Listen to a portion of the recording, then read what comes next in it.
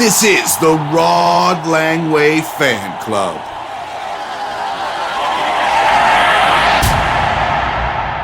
Welcome, everybody, to the Rod Langway Fan Club podcast. I am your host, Jeff Roman. It's our special 2026 NHL trade deadline show. I'm with a couple of co-hosts who I would never trade away, Mr. Mark Czeknita. Well, you know damn well I would never waive my no-movement clause anyway. And John Snowden. Well, it sounds to me it's not for lack of trying. There were some leaks, Jeff. My name all over the trade market, I think. Never, John, unless I was getting some future considerations back. Guys, what do we think of the NHL trade deadline? It was kind of underwhelming, is that fair to say? Yeah, I went to bed because out here, obviously, it's the middle of the night. I woke up and I was quite disappointed. It's like waking up on Christmas morning and having an empty box or maybe a couple pairs of ratty old socks. Pretty underwhelming. Yeah, I would agree. I mean, there were a lot of teams that are in the hunt for the playoffs, a lot of new teams in the playoffs, a lot of old teams out of the playoffs, a lot of room to have some things shaken up. That just didn't really happen this year. Yeah, what do you attribute that to? Well, if you look at the list of guys that weren't moved, you know, Trocheck and Thomas and O'Reilly and some of these guys, they all had term. And I think that all of those teams, there was no gun to the head scenario. They all set really high prices and nobody was willing to pay them. And I think that nobody fired that big shot. So everybody else just kind of stayed silent and the clock ran out and everyone moved on and took their small little pieces. And yeah, that's what we had. Kind of a boring deadline. Yeah, I think the no-move clauses have played a role in this. We saw this with the Panarin deal. I mean, that was really the first big deal that happened before the break. And Artemi Panarin, the biggest piece on the market, he got moved for very little. It was Liam Greentree and a third-round pick. Yeah, and to a team that no one was that scared of. People weren't like, oh, watch out, LA has Panarin. We better make a big move now. I think no one really cared that much about that move. Yeah, it didn't start that domino effect that you might expect some years. So yeah, I mean, I think the trade market was pretty stifled this year in general. And you look at Parayko as well, right? He had his no trade that he exercised. That would have been one of the bigger trades that ended up not happening. Yeah, so in general, a pretty down year in terms of trades. Now, there were 20 trades made on the last day. Which would you say was the biggest? Yeah, for me, it's one of the last trades that went through. Nazem Kadri going back to Colorado. I mean, they were already arguably the favorite, maybe not even arguably. And they now have a center line of Nathan McKinnon, Brock Nelson, and Nazem Kadri. I mean, nobody's going to be able to top that. Nice trio up the middle. Yeah, I love this for Colorado. It gives them a lot of flexibility in case of injuries. We know Kadri's a guy who can play up and down the lineup, right? You could even slot him in on the top power play unit if needed. He could be a second-line center. He'd be a great third-line center. Watch out for Colorado. He's 35 years old, the London native. He's got 41 points in 61 games. Was a minus 27 in Calgary. Yeah, well, that's the thing. He's playing for the Calgary Flames. This is not a high-scoring team. I think if he was on Colorado the whole year, he'd probably be closer to 50, 55 points. So, no, I think he's going to fit in nicely. The guys in the locker room know him. They've won a title together. Perfect fit. And if you're a Flames fan, do you think you're happy with that return?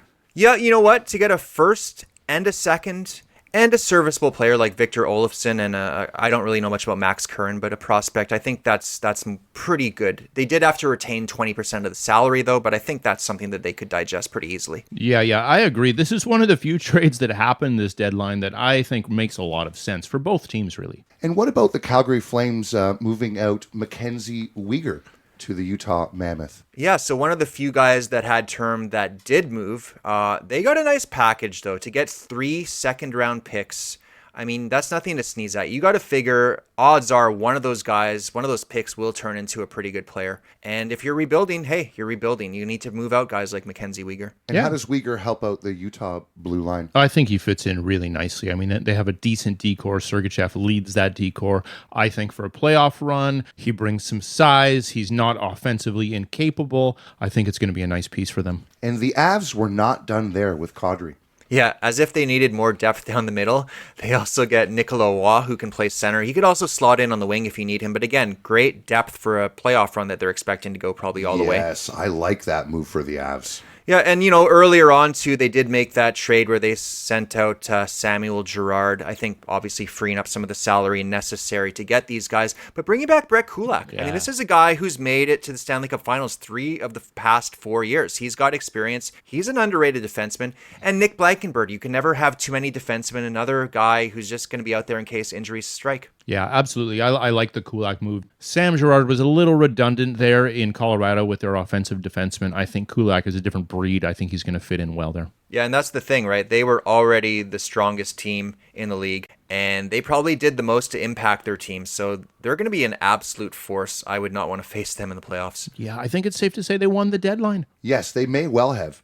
How about their competitors? Yeah, well, you mean their divisional rivals? Yeah, I mean that's where I really have to start scratching my head. I look at the Minnesota Wild. I was absolutely convinced they were going to go out and get a big-time centerman because that is the one big hole in the lineup. Instead, they come away with Nick Foligno, who can play some center. Yeah, Foligno brothers. Yeah, that is cool. The Foligno Foligno brothers together is cool. Nice story. And Michael McCarron, he's another guy who can play center. He's a big, strong guy. He can kill penalties. But again, this is not a top 6 center, and that is the big gaping hole that remains. Absolutely. I mean, this is something that Minnesota needed. We've actually been talking about it all year.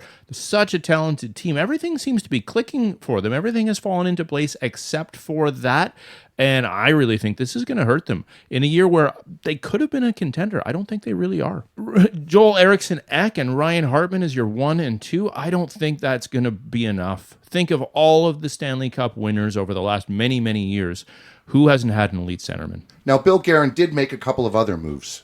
Yeah, minor things. Defensive depth. Jeff Petrie comes in. I'm not sure what he has left in the tank. And Bobby Brink comes in. They already moved on from David Jiricek, who they had given up 4 picks, including a first, to bring in. And apparently that experiment did not go well. So maybe Brink, who is from Minnesota, can refine his scoring form. Wow, has Quinn Hughes ever fit in well there, boys? 39 points in his first 30 games as a Minnesota Wild. But that's the thing. They're kind of all in. Bringing him in. He's only got a few years left on his deal. They want to woo him to stay. And I just feel like this was the deadline where they had to make that splash. You look at a guy like Vinny Trocheck still out there that they could have brought in. An overpay, fine, do it. I just think if you're going to be bold, be bold. I agree. I totally agree. They should have gone all in this year. They didn't do it. I don't know why. There was a bunch of centermen available. They would have had to pay the price. They weren't able to pull the trigger for whatever reason. Well, maybe they'll prove us wrong, guys. And how about their rival, the Dallas Stars? I mean, this is a team already pretty stacked. They made a couple moves, though. They picked up Tyler Myers. I kind of like this. He's a right-shot defenseman. He's a bit of a veteran. Last year, their depth at defense was kind of tested in the playoffs. I think he's going to add a little bit more of that offensive punch, and he can play well in his own zone, too.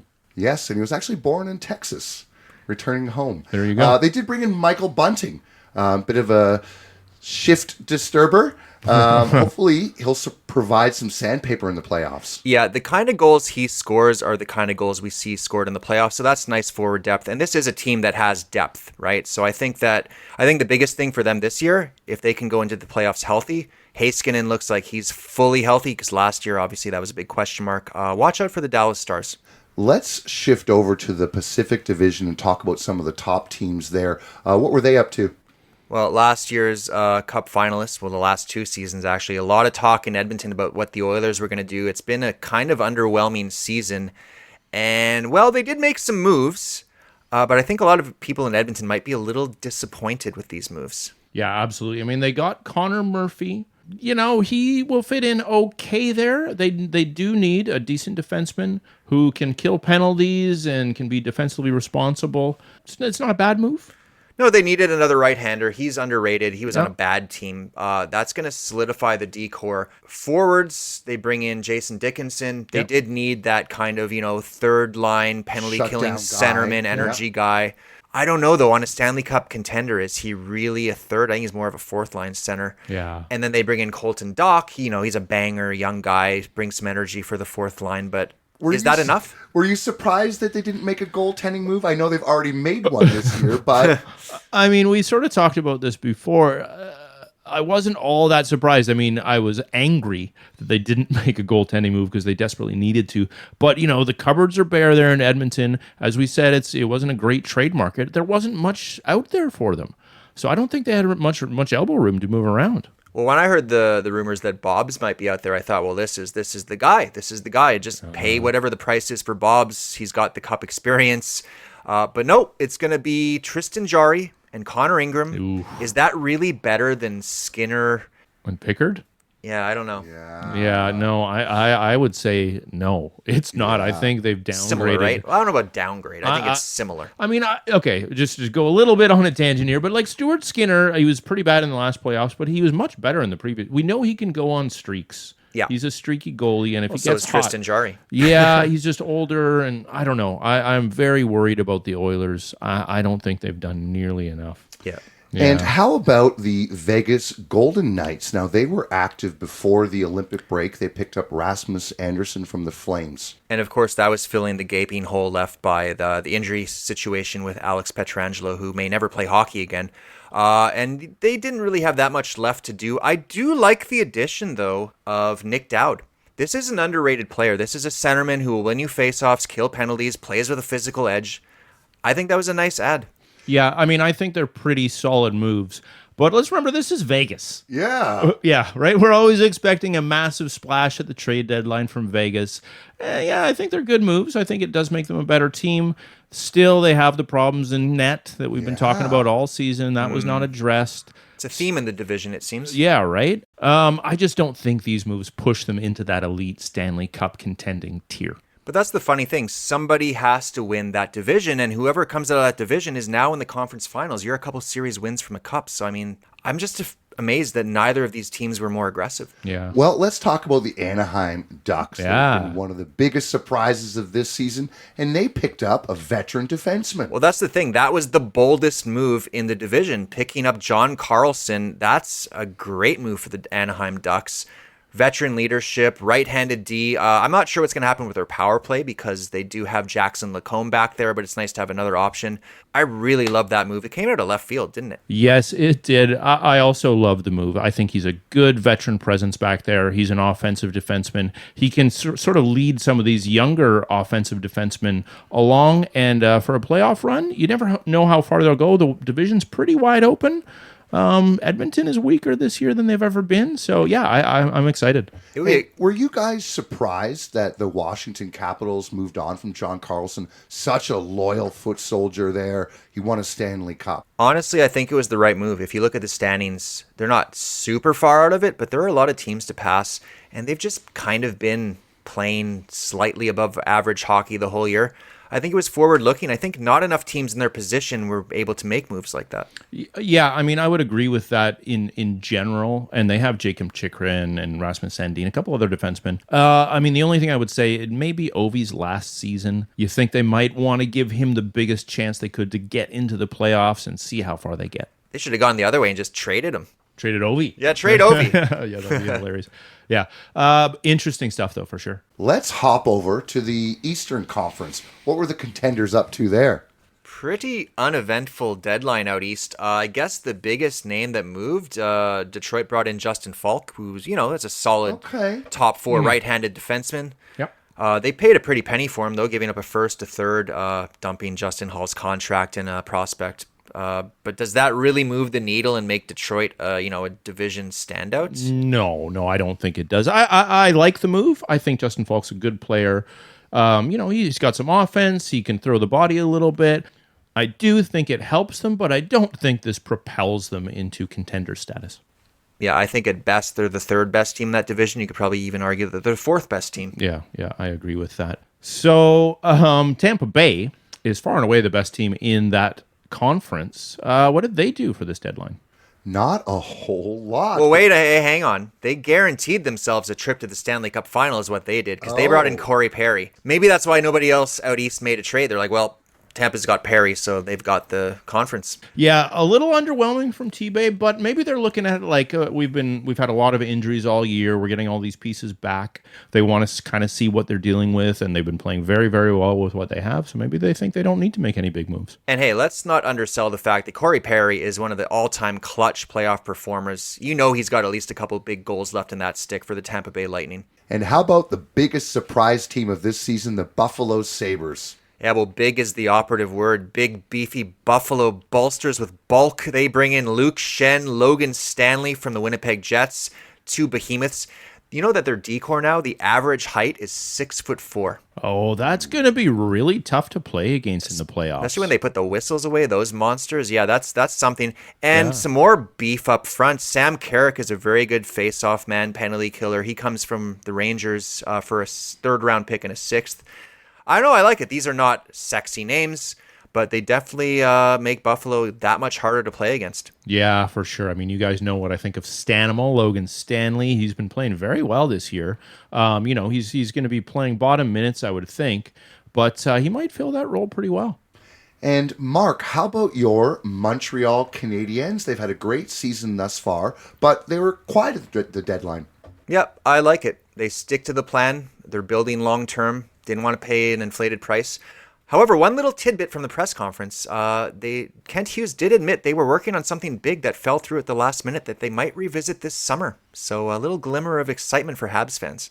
And the Toronto Maple Leafs, they were quite busy. I don't know if Leaf fans will be ecstatic about what they got back, though. Well, if you look at the totality of 3 trades, they brought in a first rounder, second rounder, third rounder, fourth rounder, and fifth rounder. Yeah. I think the big win for them is getting a first and a fifth for Nicolas Roy. I think that was nice. Yeah, I agree. Not the sexiest moves. This wasn't some big teardown, rebuild. People in Toronto like a little drama. This wasn't the drama. This is kind of a steady thing. I think Toronto is still waiting to see what happens with the coaching and with the management, and then they'll sort of reassess in the offseason. Yes, they did move on from Scott Lawton and Bobby McMahon. Yeah, he had a nice season. To get a second and a fourth for him, that's pretty solid. And obviously now Toronto fans, you can start cheering on the Los Angeles Kings because if Scott Lawton's LA Kings make the playoffs, that third rounder actually becomes a second. And how about the Metro Division? The Carolina Hurricanes have been having such a good season, but they did almost nothing at the deadline. Yeah, I mean, some people thought maybe they bring in a goaltender, maybe they bring in some center depth. They didn't do any of that. They brought in Nick Delorier. So if you need a face punched, he's your man. Yeah, he's a tough guy. Yeah. You know what, though? Think about it. Every single year, they seem to bring in one of the biggest prizes, and they fizzle out in the playoffs. So maybe this year they're thinking, let's try something new. Let's not bring in anything. We're happy with the way the team's playing, and let's just see what happens. I don't mind it, actually. We will see. We will see on that. I would like to see Carolina make a run this year. It's going to be tough against Corey Perry and the Tampa Bay Lightning, though. Fair enough. Elsewhere in the division, not a lot of big moves. I think the Islanders made a pretty notable deal. Yes, Luke Schenn wasn't the only Schenn brother on the move as the Islanders bring in Braden. Yeah, and he really does fit that DNA of the typical Islanders player. He's gritty, he's defensively responsible. He's also kind of on the wrong side of his career. Maybe he has one more playoff run in him. But they paid a pretty steep price, giving up a first rounder, third rounder, and I think to make the money work, Jonathan Drouin was also thrown into that package. Yeah, I mean, I'm sure the Blues faithful are a little sad to see him go, but to get that return is pretty exciting for St. Louis. I think it's a pretty steep price. As you were saying, he is no spring chicken. He's a pretty solid player, but I don't really know what New York is doing with this. Yeah, I guess they feel that the East is still pretty wide open. They've got a great goaltender. They obviously have an amazing rookie defenseman, and who knows? But I do think that the St. Louis Blues, their fans have got to be pretty happy with all the draft picks that they acquired. I think they're happy to get out from under that contract as well. The guy was making 6.5 for the next 2 seasons, so that's not going to age well. Yeah, I mean, St. Louis, they gave up some players, but they got some decent returns. I think they came out of this trade deadline pretty well. I also like the addition of Connor Garland by Columbus, who's really been hot, making a push for that final playoff spots. That's a nice player, adds a little pop, paid a second and a third, which I think is a fair price. Yeah, so I think that about sums up this less than thrilling trade deadline. Oh, John, it's okay because we've got a thrilling stretch run coming up. So many playoff races, so much to talk about. We'll be back in a couple of weeks to break it all down for you. I cannot wait. Thanks for listening, everybody, and I hope you had yourselves a time. Well, I hope you had yourselves a time. Hope you had yourselves a time. Hope you had time.